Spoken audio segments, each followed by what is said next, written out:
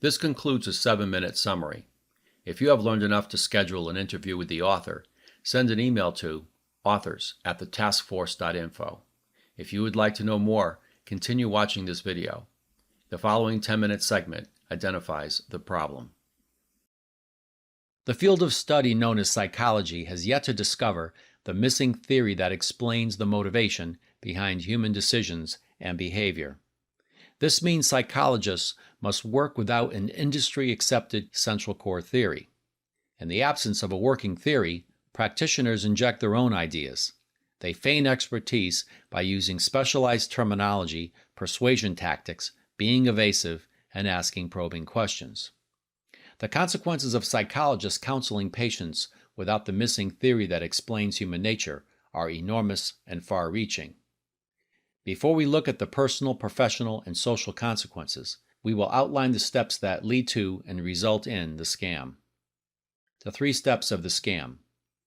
Patients choose a psychologist. If they are made too uncomfortable by way of confrontation, they will change therapists. Psychologists are keenly aware of their fragile and tenuous position. They avoid offending their patients by attributing poor decision-making and bad behavior to some external negative influence. Patients are relieved to hear that somebody or something is responsible for their poor decision-making and bad behavior. The following examples illustrate the 3 steps leading to and resulting in the scam. Example 1 is a woman struggling with obesity. The psychologist will say, "Tell me about your childhood." The woman responds, relating the personality flaws of her parents and mishaps in life. It should be noted that nobody has had a perfect life. Everyone can point to a condition or event that can be viewed as an aberration. The more perfect the family and history of the patient, the deeper the psychologist may have to probe to identify an individual or event on which to blame the patient's poor decision-making and bad behavior.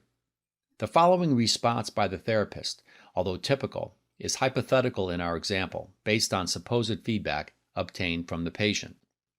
The woman reveals an aberration. The psychologist replies, breakthrough. Your mother didn't hug you enough. Being weight challenged is a classic case of compensation and substitution for the love you didn't experience as a child. The woman responds, "Doctor, you are brilliant. I can't wait to tell everyone how good you are." The psychologist responds, "Although developing a weight problem was not your fault, you now have to take responsibility. We'll work together. We should meet 3 times a week to start." Example number 2 is a man struggling with addiction. The psychologist will say, "Tell me about your childhood." The man responds, relating the personality flaws of his parents and mishaps in life. Again, remember, no one has had a perfect life. Everyone can point to a condition or event that can be regarded as an aberration. The more perfect the family and history of the patient, the deeper the psychologist may have to probe to identify a person or event on which to blame the patient's poor decision-making and bad behavior. The following response by the therapist, although typical, is hypothetical in our example, based on supposed feedback obtained from the patient. The psychologist responds, breakthrough. Your father left when you were young. Your dependency problem is a classic case of escaping from the pain you suffered from being abandoned by your father. The man responds, "Doctor, you are brilliant. I can't wait to tell everyone how good you are." The psychologist then responds, "Although developing a drug problem was not your fault, you now have to take responsibility. We'll work together. We should meet 3 times a week to start." On the surface, it seems like a win-win situation with no harm being done. Patients feel better about their poor decision-making and bad behavior, while psychologists build their practice with happy patients, resulting in repeat business and positive word-of-mouth advertisement. Unfortunately, a surface-only analysis is more than deceptive. Great harm is being done. Patients are taught by a supposed expert, a doctor, that it is acceptable to point to an external negative influence, a person, condition, or experience, as the cause of their poor decision-making and bad behavior. Over time, patients develop an "I am a victim" mentality, making them soft and malleable. There's also harm done to society. In America, there are approximately 150,000 psychologists who counsel patients. Practicing psychologists typically see dozens of patients each year with a wide spectrum of ailments. Suppose practicing psychologists average just 7 new patients each year with correctable issues such as obesity, alcoholism, illegal drug use, excessive gambling, promiscuity, infidelity, spousal abuse, shoplifting, and so on.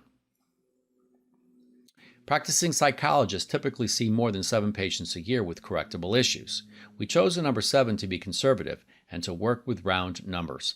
150,000 psychologists times 7 patients per year equals 1 million patients. Each year, over 1 million Americans are being turned into victims.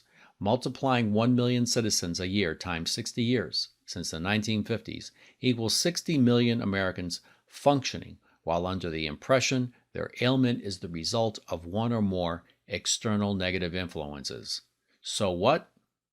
Most Americans who seek counseling to help them with correctable issues have means. This was especially true in the psychology heyday of the 60s through 80s, when it seemed that everyone who was anybody had a personal psychologist. We must remember that era was all about the individual, and the mantra was sex, drugs, and rock and roll. Self-indulgence was paramount, leading to destroyed lives and relationships. Being offered an excuse for their poor decision-making and bad behavior was intoxicating to the point of being all but irresistible.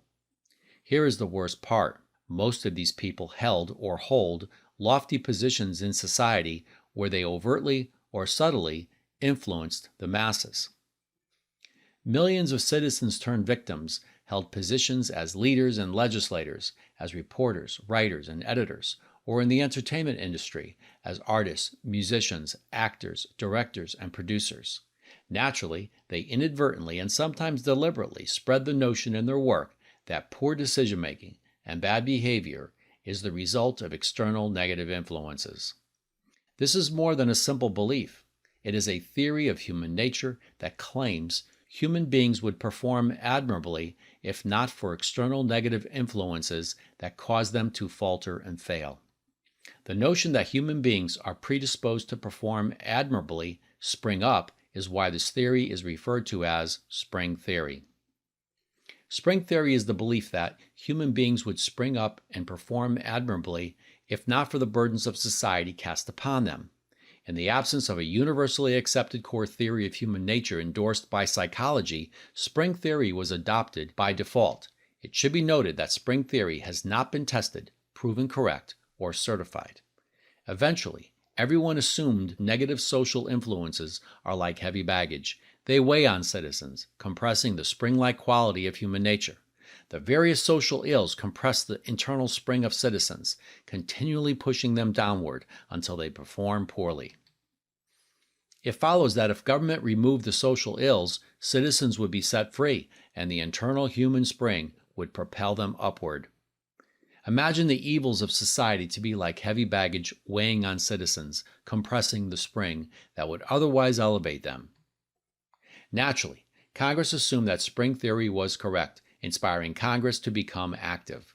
Representatives began identifying one external negative influence after another, with the most obvious being poverty, bigotry, bad parenting, deficient education, and a lack of opportunity. Public programs were formed to unleash citizens who were being held back and down by the ills of society that were compressing the spring. Here is a representation of the equation that has been adopted and applied for over 70 years. Social problem plus spring theory equals resolution. Sadly, every social condition has gotten worse since government began applying spring theory. To illustrate, despite continually increasing the minimum wage, generous public assistance, free education, job training, affirmative action, small business grants, and now 24/7 internet access with handheld devices available to everyone, millions of Americans are uneducated, without marketable skills, and have no plan of action. The equation, disadvantaged plus spring theory equals resolution, is obviously incorrect. Despite spending trillions of dollars on teachers, schools, and equipment, over twice as much per student as any other nation, forced busing and increased pressure on administrators, America's students perform among the worst academically. Obviously, the equation, education plus spring theory, does not equal resolution. Despite spending trillions of dollars rebuilding and rejuvenating troubled areas, the inner cities today are so broken and dangerous they are impassable even during the day. Many citizens shoplift as a way of life, and crime is down only because police must ignore the bulk of it. The equation, inner cities plus spring theory, does not equal resolution. Despite raising the minimum wage many times and spending trillions of dollars on generous social assistance programs, today 1 in 2 citizens are poor or low income. 50 million Americans rely on government for food, yet most spend hours every day texting and listening to music. Obviously, the equation poverty plus spring theory does not equal resolution. Despite charity, outreach programs, boot camp, juvenile forgiveness, and multiple second chances, America has the largest prison population per capita in the world, and over 1 million gang members live a life of crime preying on society. They are armed, and most are repeat offenders. Obviously, the equation troubled youth plus spring theory does not equal resolution. We must remember that spring theory has never been certified or proven correct. In the 1960s through 1980s, 2 factors caused spring theory to become accepted, quietly, without fanfare, as the de facto theory that explains the motivation behind human decisions and behavior.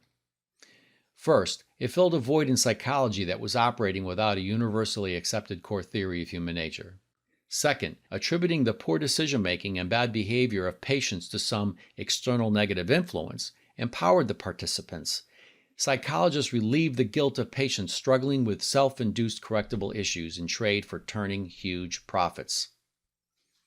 The mindset of the last several decades has been that spring theory is correct and that it will work if we try harder or apply it differently. Unfortunately, we have run out of time for more experimentation. Within 10 to 12 years, America's national debt will exceed $30 trillion, and the world debt will double to over $100 trillion. If we don't stop the runaway debt now, within our lifetime, the unthinkable will happen. Is there a way to prove spring theory is wrong, saving precious time? The short answer is yes. Imagine taking a math test. If we use the wrong equation on every problem, how many answers will we get correct? The answer is not one. Every social problem is worse than ever before. Congress and other parliamentary bodies throughout the world have not resolved even one social problem or improved one social condition. On the contrary, Congress and parliamentary bodies worldwide have exacerbated every social problem and condition while bankrupting the respective nations in the process. If spring theory were the correct theory of human nature, at least one social problem or condition would have improved in some way, somewhere. That every social problem and condition has become broader and deeper everywhere can mean only one thing. We are using the wrong equation. The previous 10-minute segment identified the problem.